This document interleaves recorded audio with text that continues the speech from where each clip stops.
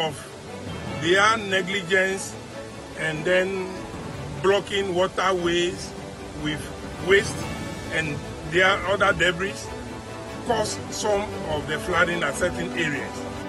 Users of the Kaswa-Winneba Highway bemoan deplorable nature of portions of the stretch, which they say is the cause of the gridlock on that road. Especially on Fridays and Saturdays, on the weekends. A journey that usually takes us about just 5 minutes to cover. We may have to sometimes 2 hours and sometimes 3 hours. Landowners at Fete Kakraba live in fear of land gas as tussle between Gomwa Fete and Gomwa Kakraba over which traditional council owns Kakraba lands rages on. This land gas will come in the afternoon while students are in school, and they came with very large number, and it puts fear on the children, it puts fear on the community as well. So we are pleading to the president that it should come to our aid. And later on, CNR Extra, Tano South Municipal Assembly establishes model farms in 10 busy schools to promote agriculture among students. The main idea is to revolutionize agriculture, so that agriculture, we've seen agriculture as part of us, as a way of life, not as a formal punishment where previously we've been given in school.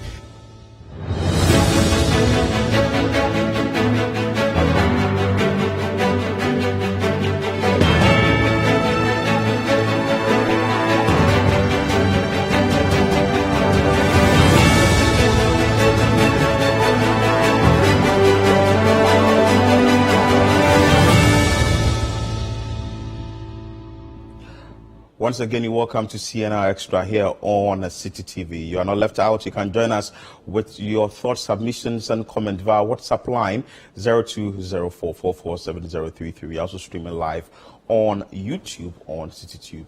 Judeman Sandankani, welcome to the show. How are you doing, my brother? I'm doing very well, Philip. It's been an exciting weekend. I won't lie. You had a lot of activities, eh? Yeah, there was a lot to go on. There was a lot going on, and it was quite fulfilling. It was quite restful too. I mean, the two of them coming together tells you how good. Well, I ended the weekend by emceeing a book launch yesterday. It was very exciting. I'll be interested. And the education minister was there. Yes. But let's bring you the very first story. Let's go to Ho in the Volta region, where residents of that particular area are calling for immediate action to address their drainage system problems after a 3-hour downpour, which led to the flooding of the whole city. Residents of the whole municipality in the Volta region are calling for immediate action to address the pressing issue of drainage systems within their communities. With recent flooding engulfing the Volta regional capital, residents fear that even more dire consequences may be imminent if proactive measures are not taken. The National Disaster Management Organization, NADMO, and the whole Municipal Assembly have, however, commenced a thorough evaluation of the flooding incident.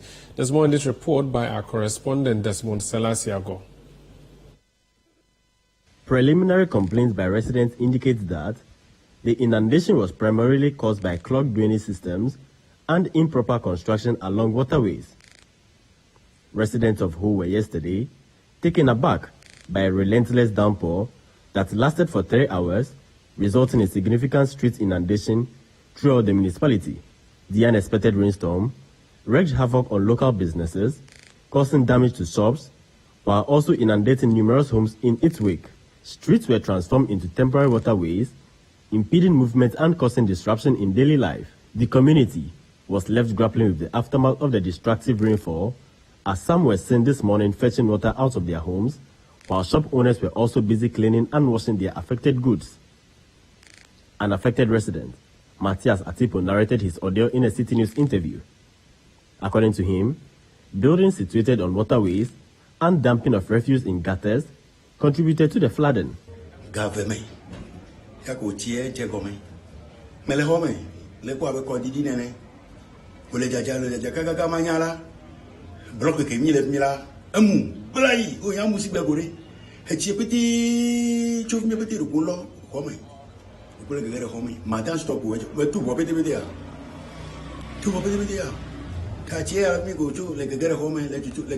From the entrance.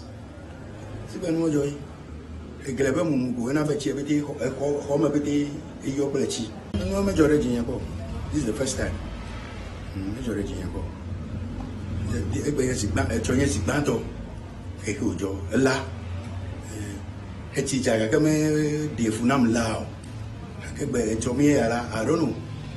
Manyane Glebe Mutaela, I bet you everything to Mala, who do a pile, a home.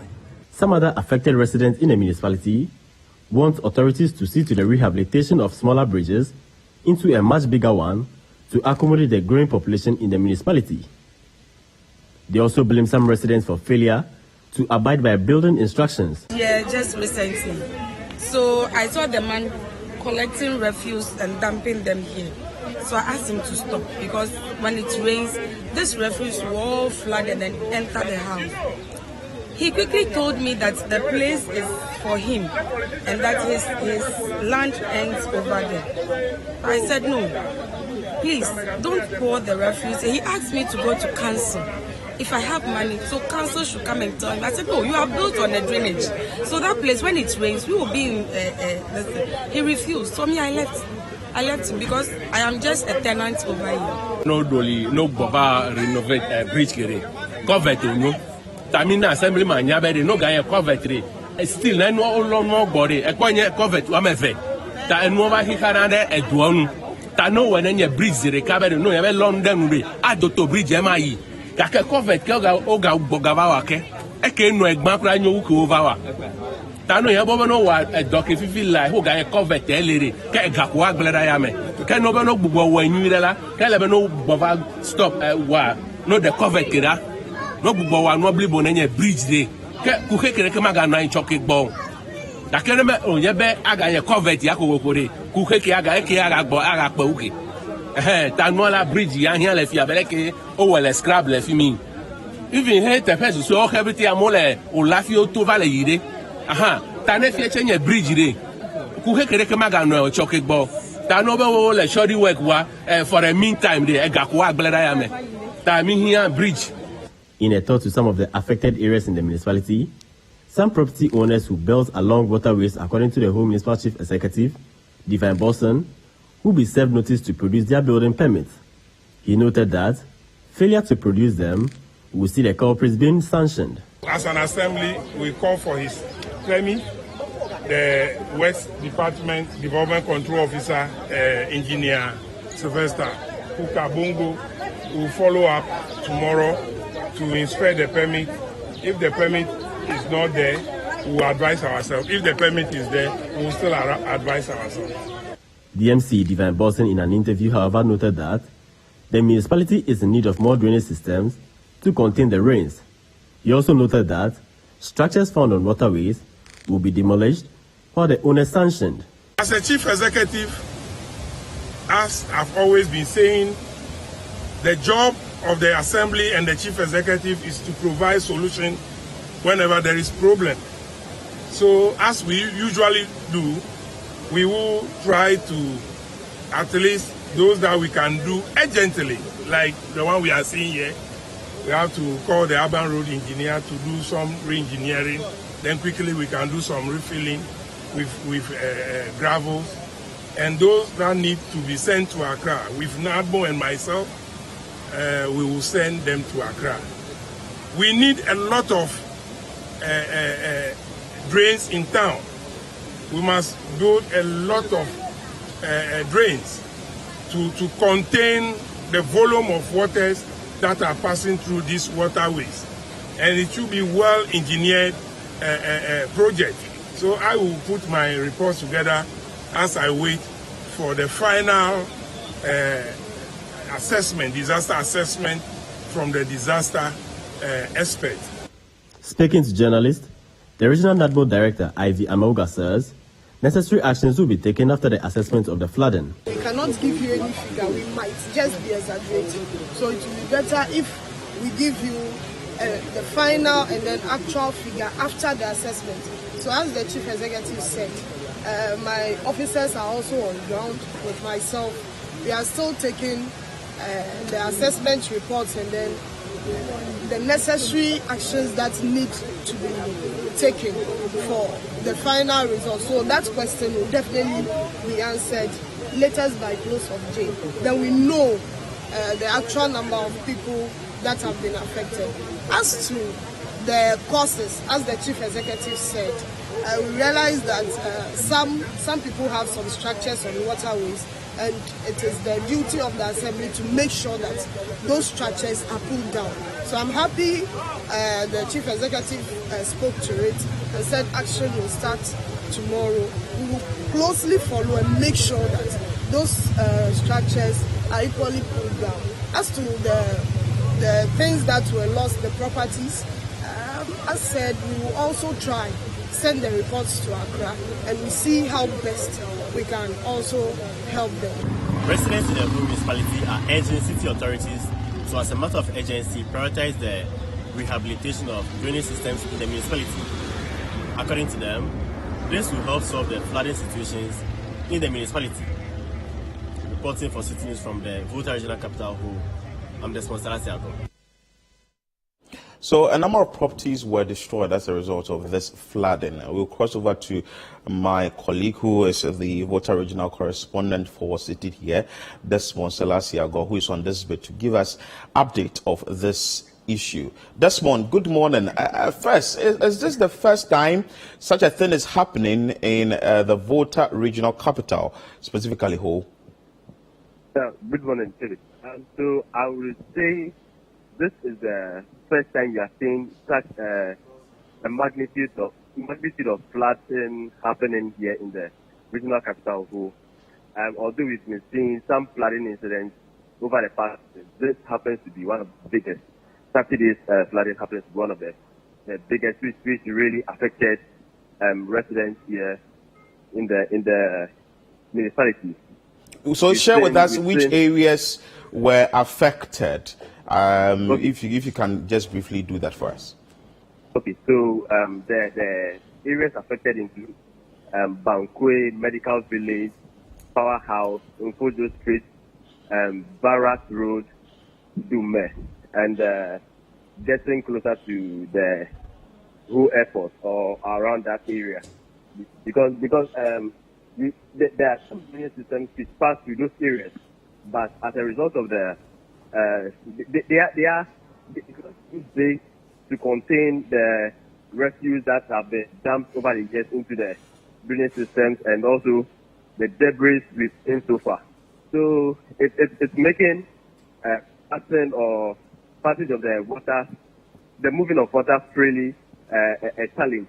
So residents here in the municipality are calling for a much bigger drainage system and also the dredging of this drainage system which exists already. I'm sure some actions will be taken by the various authorities, i.e. the municipal chief executive, the member of parliament, or the authorities in the whole municipality. What have they been telling you? What have they been telling residents to resolve this issue? Okay, so the current MC for the municipality, Divine Boston, was the immediate past Admo regional director. When he came into office, because he was the past director for NADMO, they put in some measures to check all these challenges in the municipality. So when he came, one of the first things he did was to demolish some of the structures on waterways, because they also played a part in this flooding incident. So those were some of the things he did when he came into office. But we can still see some structures so on waterways which is affecting the flow of water to the communities. So for now, they are still assessing the impact or the damages of the flood. So I can't really say on record what they put in place to do. But what I can say is this, that according to the MC also, he said they are still working to see if they can demolish even more of the structures on waterways. He also mentioned that they will be checking for permits of people who built on these waterways. Even if they have the permits, they still will demolish them and maybe compensate them later on. And also affected residents in these areas that you mentioned earlier, What have they been telling you? Are they moving out? Because it looks like we are still going to receive more rains in the coming days. Or what is their next line of action? Okay, so for residents in particular, they are not moving out or going anywhere else. They are still in their homes, just cleaning or clearing the mess which we saw on Saturday. The stop. Some also have even their structures completely destroyed. So for those who are fortunate enough to still have their structures and some of their items in the shop, they are taking them away to other places, maybe their homes, for safety purposes until the weather looks okay. Because even so now or today, the weather still looks a little cloudy, and the fear of it raining again and its impact is still glaring, and people are anxious. Is NADMO, have they given any assurance that they will be assisting these affected individuals? Yes, NADMO is effectively working together with the Minister Assembly, and according to them, both authorities, they are working closely to see what they can do best to either compensate or give some relief items to the affected areas. But for now, I can't really tell what NADMO is also doing to help solve the situation. Many thanks for your time, Desmond Agor. Desmond Agor is a Volta regional correspondent. He is covering extensively what is happening in that part of the region, that is Ho, where the flooding situation that happened there, I think on Saturday, and also yesterday, some pockets of flooding in that particular area also resulted in some hazard or the displacement of individuals in the area. But I can tell you for a fact that I stayed in Ho for 5 years, and in my 5 years of stay in Ho, never did anything of this happen. And from what the MC stated, it's obvious that now settlement, people are now getting in more, because we for Accra, we know that these things do happen whenever there's a downpour in Accra. The similar thing also happened in Kumasi, but for Ho, I'm quite surprised. Yeah, Philip, I understand your concern, and when issues of flooding come, the experts will tell you that. So, for instance, poor spatial planning, a poor drainage system, human settlement, like you mentioned, and of course, the removal of urban vegetation cover are some of the factors that lead to what we've seen, or what has become the perennial flooding problem we have in Accra. I had a friend visit Ho this weekend, and I mean, she was quite amazed as to how green the place is, right? So clearly there's some level of vegetation that has not been taken away from the place, but the problem has got to do with the drainage, right? So we heard the NADMO official in the report lament about the fact that if you look at their drains, their gutters, they are all choked with litter, with rubbish, and that has been a major problem forever since we've had this flooding problem.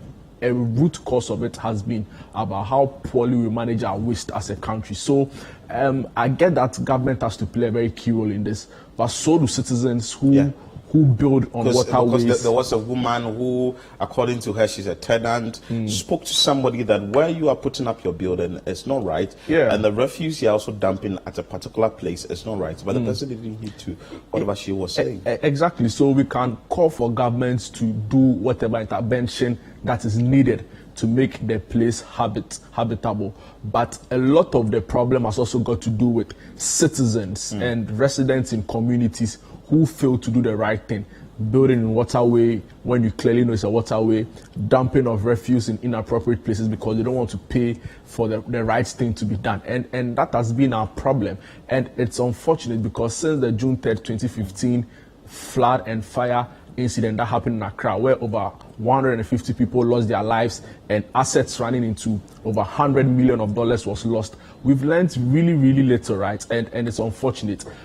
Every time a flooding story comes, it's rarely the Volta region. And now we are hearing about it's rarely from the Volta region. And now we are hearing that after a 3-hour rain, property running into thousands of cities is being lost. And for me, that's quite unfortunate. Rightly so. We hope that NADMO, the various authorities, what the MC is doing, and also what residents there will do to support that, at least whenever there is a downpour, this situation doesn't occur again. Let's move away from this story and let's bring you a story on the Kaswa-Winneba Highway, where users of that stretch say that the road is deplorable and that is causing gridlock on the road. Let's bring you that insert. Winneba Highway are appalled by the deplorable nature of some sections of the highway, particularly the Awutu-Breku to Akoti Junction stretch. Huge gullies and potholes have developed on the stretch, making it difficult for commuters to use the stretch while causing huge gridlock as well. Central Regional Correspondent is Calvis Tete. It keeps getting uncomfortable using the Awutu-Breku to Akoti stretch of the highway as a result of the huge potholes and gullies that have developed on the stretch. Traffic situation on weekends is mostly unbearable as the gridlock on the Winneba section starts from Kaswa and ends at Akoti Junction, while that of the Winneba Kaswa section starts from Buduata and ends at Crispo City in Kaswa. The situation is mainly caused by the numerous potholes developed on the stretch between Budumburam and Gomwa Akoti. The situation is worse at Gomwa Akoti as a section of the road has become pothole-ridden. It has taken this young man, Alpha, who volunteers to constantly fill the potholes to bring some relief to motorists. He tells City News that a total of 4 vehicles got stuck on the morning of Friday, July 7, 2023. Every day, every major 2 days, 3 days. Cars no fast open up bathroom. But they and so no to tell the I West pra they be me ba.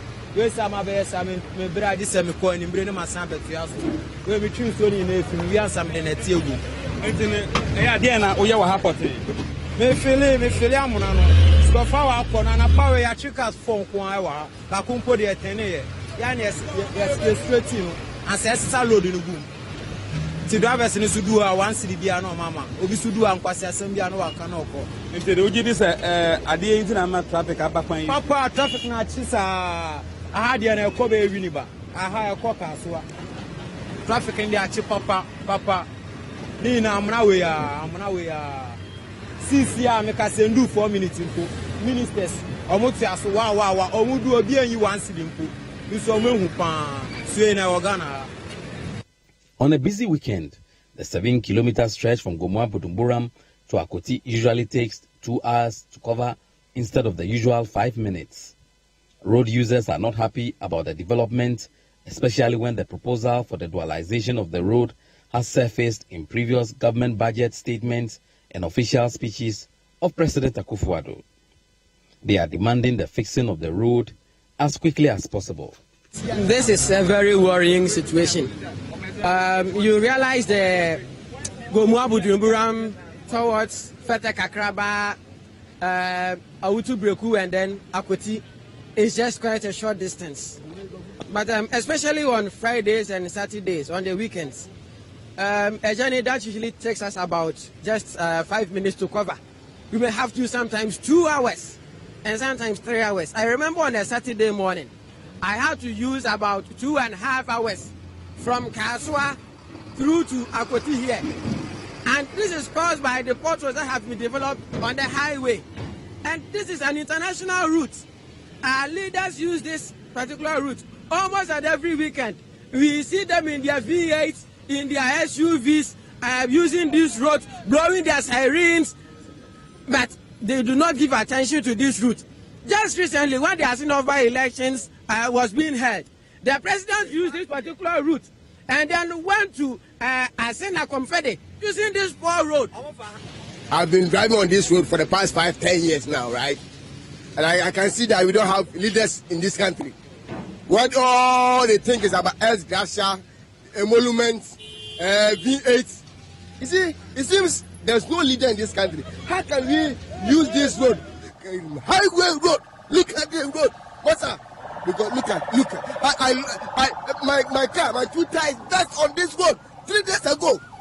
The following president, our quarter is a promise minister. Over 2 weeks time, your contractor comes on site. 2 weeks time, your contractor will come.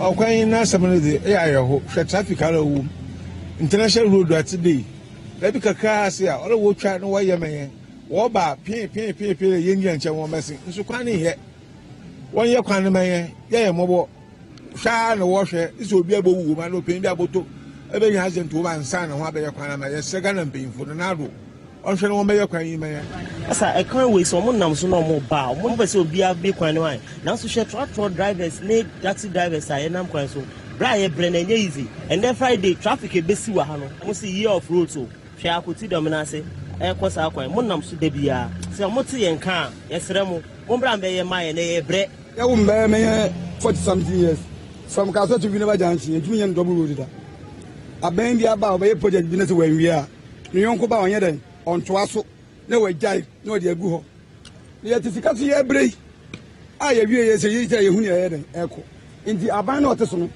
ye wo highways fun panimfo a bosom so a omo gi hu pay. I am here at the Auto Breku to Akoti stretch. This stretch is experiencing huge traffic as a result of the huge gullies and potholes on this stretch. Vehicles on regular basis struggle to use this stretch as a result of the huge gullies and potholes. Drivers who use this stretch are angry, and they are angry for one thing, that authorities who use this stretch on regular basis have turned a blind eye to what is happening on the stretch. They are hoping that the stretch will be fixed. Calvin Stetter, City News, Akoti. And truly, drivers are angry because 2020 year of roads, 2021 year of roads, 2022 year of roads, 2023 action year of roads, says the minister. And this particular stretch, I remember very well that the minister visited the road with, that's the roads minister, visited the road with a number of media men and stated that the road is going to be dualized. I don't know what the plan is. Maybe it's in the pipeline, but the issue of the maintenance of the road is also another problem, because should you travel on this particular road weekend and you even wake up at 4:30, get to that particular spot, it's very difficult to drive through the place very easy. So I think that I side with the motorists, that they are angry. They are angry. I mean, you can side with them, and you'd also have to do so for all the other bad roads you have in this country. Well, there are number of bad roads, but this is an international road. But I get your point, because this is quite noticeable and more worrying, because it links Accra to Cape Coast, it links to Kaswa, to Western region, all other and to other places as well. Yeah. So you clearly can tell of the economic importance of a place like this. And you can tell from what the drivers are saying. Exactly. They understand and they know which road it is, for which they are saying this is an international road. So it's a very serious concern.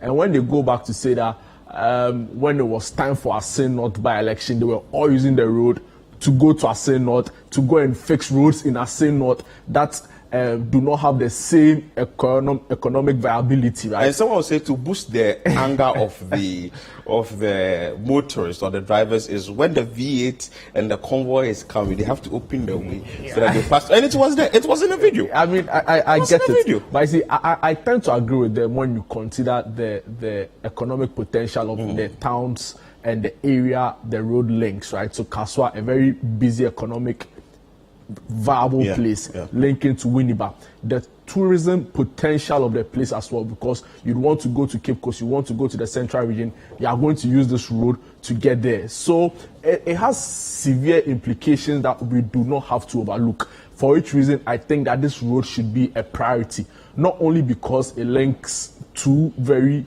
busy or economic viable towns, but there's also the tourism potential, right? If you fix a road like this, you'll get more people traveling to come to Cape Coast to come and see all of those beautiful attractions we have there. So this should be a priority, right? I mean, I get that, like the animal farm, they say not everybody is, there are people who are more important, and I think it's same for roads too, right?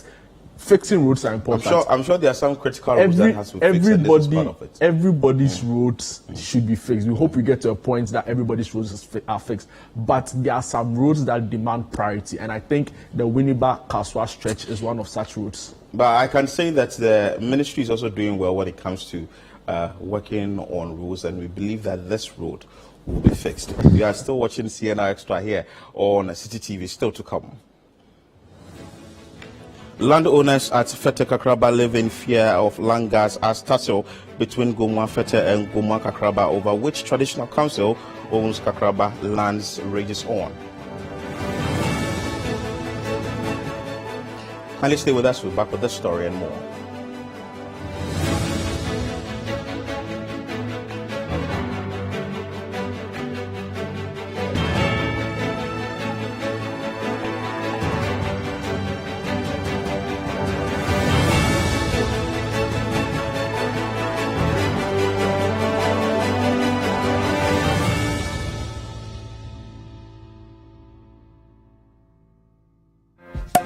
Yes, we are back. Wines of South Africa, Rossa, is back in Ghana for the biggest wine show ever. Date, Saturday 15th July at the Labadi Beach Hotel, Accra. Time, 7 p.m. sharp. Wines of South Africa Grand Tasting Event 2023 is proudly brought to you by Wines of South Africa and John Williams Consults Ghana. This event is sponsored by Ghana Export Promotion Authority and Best National Bank. Partners, South African High Commission, Accra, South African Airways, and Labadi Beach Hotel. Media partners, AmayalDebra.com, CTFM, CTTV, Voyage Afrique Magazine, and Ovation Magazine. Don't miss out on this extraordinary event by securing your tickets now at bossa2023.eventbrite.com or call 0553-271-032. Remember to come celebrate with Wines of South Africa, Saturday, 15th July 2023, 7 p.m. at Labadi Beach Hotel, Accra. Wines of South Africa, welcome to our world of discovery. Strictly by invitation and reserved for 18 years and above.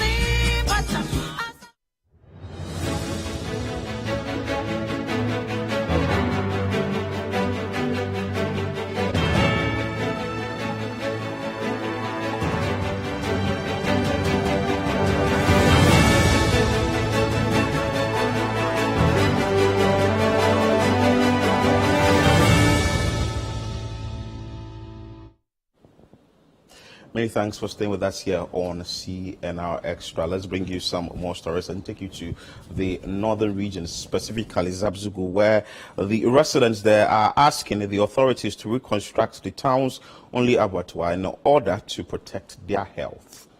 Residents of Zabzugu district are urgently appealing to the authorities to reconstruct the town's only abattoir in order to protect their health. They fear that if the sorry state of the abattoir is not addressed promptly, it could compromise on their well-being. Our correspondent in the northern region is Mohammed Aminu M. Alabira.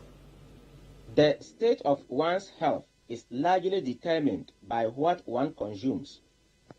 For the residents of Zabzugu who consume meat from the town's abattoir, their health is at risk if immediate action is not taken to address the deplorable condition of the facility.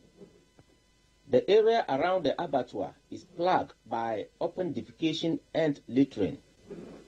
During our visit to the area, the stench emanating from the abattoir was unbearable. Excrement from the slaughtered animals are left exposed, posing a health hazard. Although the government of Ghana and the European Union have constructed an abattoir for the butchers in the Zabzugu, it has been abandoned. The butchers have reported that there is no water supply to the facility and they lack the means to transport the meat to the market. City News interviewed some concerned residents of Zabzugu who raised their grievances about the situation. This is an old abattoir who used to exist in the olden days, but now that we're given one along the Pai Road, we're given one slaughterhouse along the Pai Road, but due to certain circumstances beyond our control, we have abandoned it and then we have moved back to the old one. That's what we are using currently. But over here, the hygienic is very, very poor. The sanitary is not all that good. So we are appealing to the district assembly to come and then work on it so that we get a befitting slaughter place for the district. Over here, this one is very, very poor. So we are calling on the assembly to come and then work on it so that we'll get a befitting slaughter place in town here. The local butchers informed City News that despite numerous complaints to the Zabzugu District Assembly, no positive results have been achieved. They urgently required water supply and transportation to facilitate the move to the new site. Here is a statement from the chief butcher as interviewed by City News. The slaughterhouse place, they have made some for we to be slaughtering there. When we went there, after the tenants, got spot, we tell them to try to make it for us. They couldn't. And moreover, there, when we slaughtered, for we to bring the meat to the house, it's a problem for us. And all those things let us come back to the old station for we to survive. And the station too. I think the thing is also like that. Yes, you can see the place is not good. Clear for us. It's not good for you, and you always slaughter here. Yes. Yes. So why won't you go back to? We can't go there simply because there is attack. It has, spoiled all. Okay. The residents are not only concerned about the state of the abattoir, but also about the public toilet located in the town center, which is in an extremely dire condition. The Zabzugu district lacks a sanitary vehicle for emptying the toilet.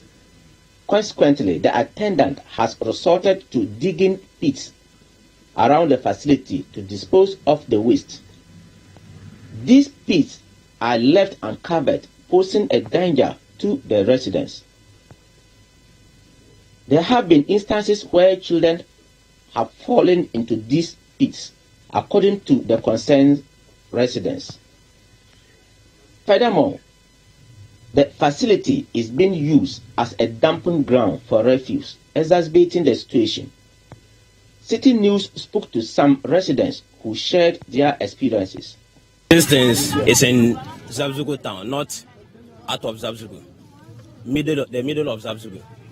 And if you come and check, it's only this thing. What is the name? The distance that they are coming to take. Like if you take it and go, the rest of the rubbish, they will not come and take it.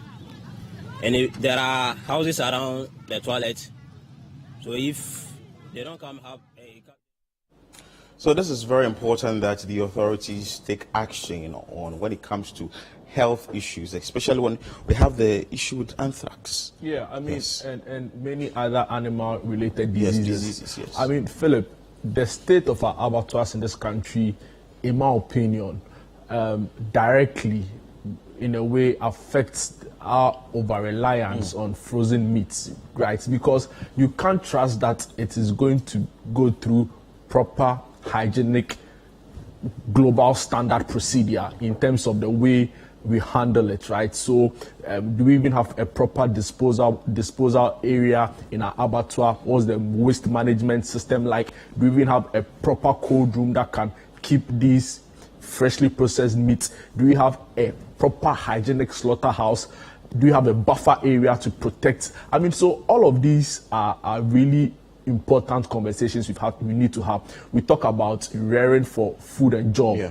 We talk about the need to decrease our reliance on imported meat. And I think these are the low-hanging fruits we can begin to tackle to scale up and to maximize in terms of making sure that we are able to provide enough to feed everyone. I don't think it is sustainable, even for our economy, when we have to keep importing frozen foods in the country, where we can grow a lot of it in this country and supply and get it across the country. So for me, I think maybe the Ministry of Agriculture could take it up in the final 2 terms of this government. Let's take stock of all the state of our abattoirs in this country and see ways we can revamp them, knowing that it's a proper way to start scaling up our local poultry and livestock industry. Rightly so. Let's move away from this story. And the land owners at Fete Kakraba are living in fear of land gas as tussle between Gomua Fete and Gomua Kakraba over which traditional authority owns the Kakraba lands. The Energy Commission is making a strong case for the inclusion of renewable energy technology training in senior high schools to help students solve everyday problems in society.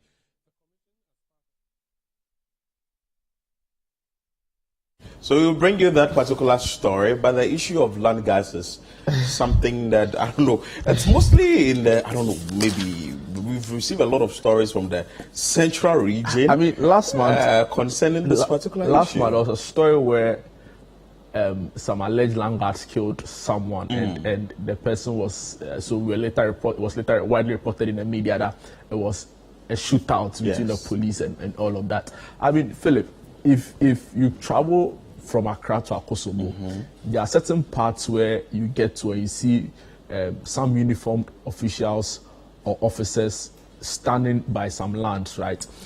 All of that, and it's really got me thinking. You'll have more conversation on. Let's bring you that insight. The Gomua Fete Traditional Council has debunked rumors of land guard activities on its land. The Traditional Council is again claiming ownership of Gomua Fete Kakraba lands, indicating that the said land is a stool land and not a family land. The two neighboring communities have been at each other's neck over the ownership of Fete Kakraba, with the chief of Gomua Fete, Nana Abuata, indicating his resolve to eject persons occupying the land. The Fete Kakraba stool says the plot is deliberate attempt to take their land from them. Central Regional Correspondent Kavis Tete has more in this report. The tussle between the two traditional authorities, the Gomua Fete Traditional Council and the Fete Kakraba Traditional Council, over the ownership of Fete Kakraba lands has resulted in landowners being harassed by land guards. The activities of land guards in recent times in the Fete Kakraba enclave has risen to a crescendo. Landowners lament how land guards terrorize them on a daily basis, putting their lives and properties in danger. According to some landowners who spoke to City News, the land guards demand money and in some instances land documents when they are not the ones who sold the land to them. Some landowners say the tussle over who owns the land is what has led to the booming activities of land guards. The residents have been left confused, not knowing what to do.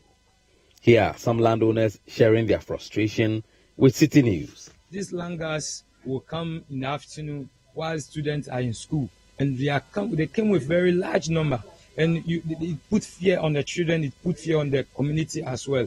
So we are pleading to the president that it should come to our aid. We can able to take action, but we don't want to put the law into our hands. So we are pleading with the president, we are pleading with IGP to come to our aid. This land guard issue must be clear. So as we were saying on this particular story, it's something that is becoming troubling, and I think it's in developing areas.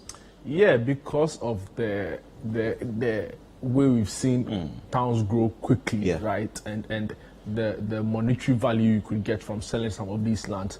But I think it's worrying nonetheless. I think we should not be seen to be sliding this under the carpet. We shouldn't see that land guards terrifying no. As is being stated in there. I mean, and the menace should be checked. It should not be a way to go in that. I find it deeply worrying that it's become a thing in the first place, right? So you understand that some of them have guns that they use in some of these things. Some of them, we see them wielding machetes and stuff like that. I think it's deeply troubling and deeply worrying, right? Because who is checking all of these people? I mean, where do they even get the weapons from? And for me, I don't want it to become a thing where now it's like it's somehow in that same municipality. There has been this caution from the municipal chief executive. I remember very well that he called a press conference and stated that the activity of langardism, so to speak, has to stop. Yeah, I mean, it has to stop at a point, and I don't believe that it's something that just started recently. It's been around for decades, and for me, my concern is that it always pops up when something happens or they're involved in some scuffle of a sort with some people. Then after a time it goes to sleep. But I think we should, as a matter of urgency, try to nip this in the bud once and for all. And I'll tax the police service. They are best suited for roles or tasks like this, and I hope that the IGP, Dr. George Ekufu-Dampare, is able to. Who is doing a very good job. We must admit, I think he's been quite. He's been quite good since he came on board. I think the police should take it up very seriously, the issue of landguardism in Accra, and find a way to put it out once and for all. Rightly so. You're still watching CNR Extra here on CCTV. Still to come.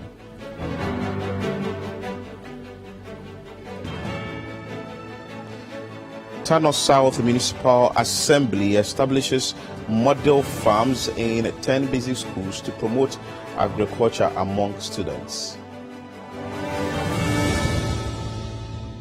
Now let's stay with us. We're back with more stories.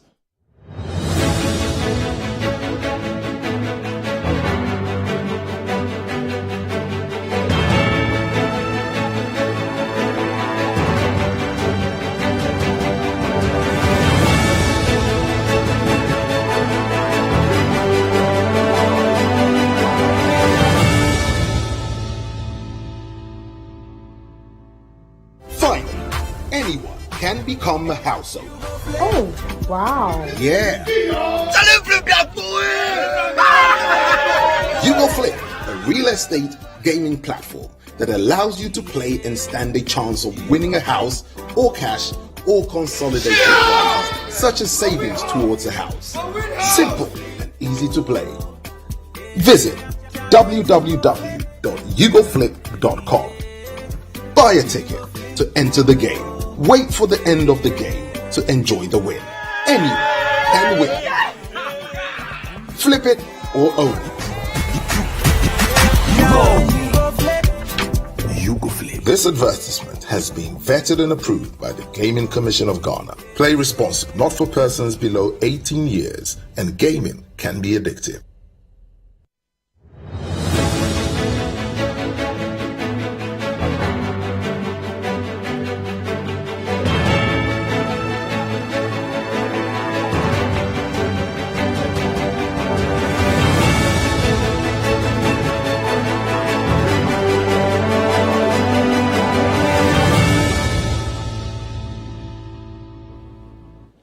Welcome back. Let's bring you this exciting story where Tano South Municipal Assembly is establishing model farms in 10 basic schools to promote agriculture among pupils and students. Now, the Department of Agriculture in the Tano South Municipality, located in the Ahafo region, is taking steps to promote agriculture among pupils in basic schools. In an effort to achieve this, model farms have been established in 10 basic schools within the municipality. The introduction of these model farms aims to dispel misconceptions about agriculture and foster a love for the subject among the pupils. Additionally, the initiative seeks to empower the pupils to share their newfound knowledge with their parents. Reporting on this development is City News correspondent Michael Sapomfum. The Tano South Municipality, situated in the agrarian Ahafo region, holds a prominent position as a leading rice producer. In order to integrate agriculture into the lives of pupils in basic schools within the municipality, the Department of Agriculture has introduced model farms in selected schools. Paul Adai, the Municipal Agriculture Director for Tano South, oversees this initiative. The main idea is to revolutionize agriculture, so that we've seen agriculture as part of us, as a way of life, not as a formal punishment where previously we've been given in school. So from here, the children will be able to carry whatever they are learning here to their parents in the house. And then when they grow up, they also develop their interest for agriculture. Pupils participating in the program share their experiences and insights with City News.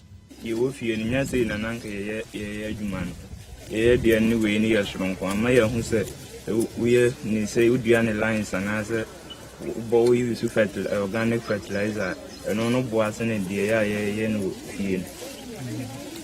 Messia nneɛma bebree messia sɛ wodi aburo na wodi an lines a yɛboa ma emu dɔ no ɛnyɛ dene efisɛ yɛhyɛ ase sɛ yɛba abɛdɔ ne ndɔ obiara bɛsisi ma na yɛdɔ wie emu dɔ nyɛ dene wo sɛ di an lines ma mframa kwan efram ma hu sɛ MPK no sɛ wobɔ a eku asase no so mboa no by sɛ organic fertilizer no sɛ wobɔ a ma mboa no nya hodin funtum asase no ma mfrema fa asase no ase. Two head teachers also share their perspectives on the initiative. It has really helped the children. Some of us didn't know much about farming until we started this project about 2 months ago. And then it has helped so much well that with their integrated science lessons, they have learned about farming practices in the farm, like application of fertilizers, and then clearing of the land, and then other stuff. The reason why we are doing this farm is that we want the people to know the importance of agriculture, so that when they grow, they also know that when doing agric is not a punishment. They also go to the house, teach their parents about the importance, so that through that it will help in the development of the nation. Obe, the director in charge of monitoring and supervision at the Ghana Education Service, provides his thoughts on the program. Yeah, I think we heard it in the Bureau that people were talking about child labor, but this is not child labor because you used to do that in the past. But somewhere along the line, people saw it as child using child on school for both. But now we have to change the mindset of the people, students, and maybe the general public, because Ghana as a whole is an agrarian country. And if we relate agric to the background, it will not help any of us. Because definitely, whether you like it or not, the students, the children, after school, some of them will by all means be farmers. If they are not farmers themselves, they may farm using money and then they can assist their brothers, their parents, and then the rest. So I'm recommending, as a head of inspectorate, we have something we call the action plan by the heads. So now I'm recommending that they put it on the action plan, that maybe 10th week or 11th week, that be gardening or working on school farm. So they send a copy to education office so that you know that this week they are working on the school farm. And it is accepted. Collins Ofinam Techi, the municipal chief executive for Tano South, commends the director of agriculture for this impactful initiative. In fact, it's not that he is standing by me. Ever since he assumed office as an agri director in this municipality, there has been a lot of initiatives. So he came to discuss this with me. So I suggested to him to liaise with the education directorate to see schools who have lands so that they can do it. And I'm amazed to come and see this. I didn't know they have even started the implementation. Of course, he was briefing me. But coming to see with my own eyes is something that we want to even move a step forward to go into the second cycle schools, because the government feeds them. So if they can also get the food to supplement, it will help us. I'm impressed.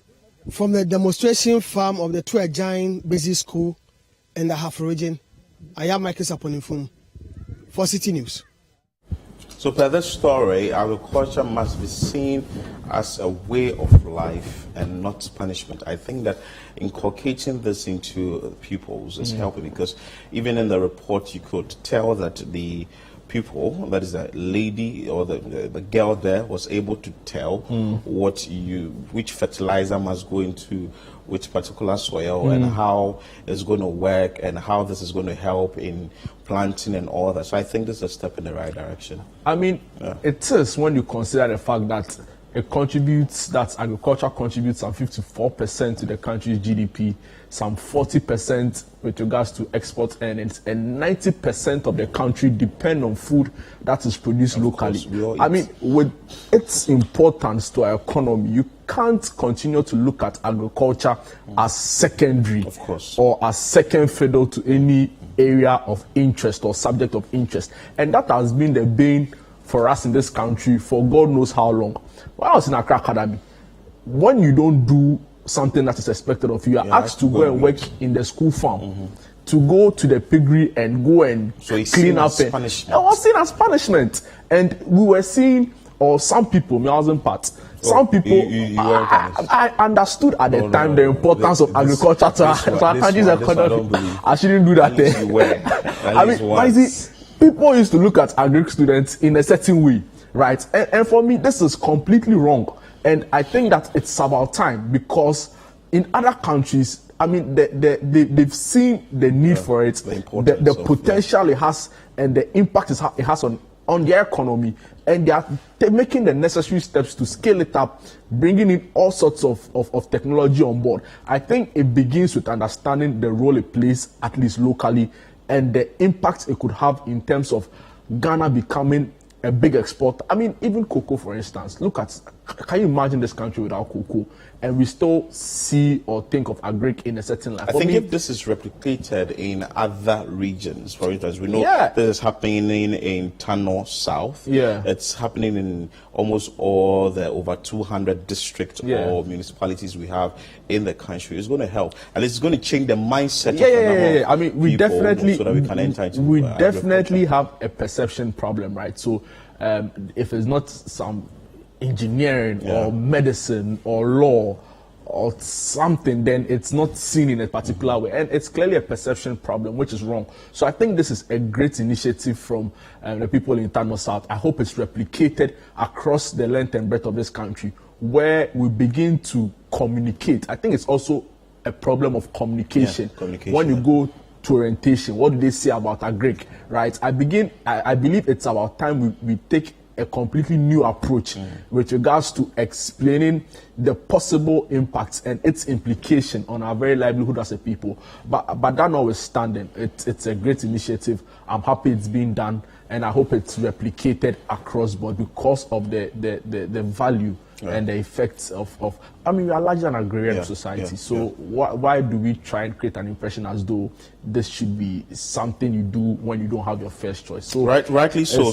It's wrong. This should not be stopped. It must be continued in almost all parts of the country, so that at least we can be up there when it comes to agriculture. This is how we end today's edition of CNR Extra here on City TV. My name is Philip Nihilati. I did this with Jude Mensa Duncan. Many thanks for your time as always, and keep watching City TV.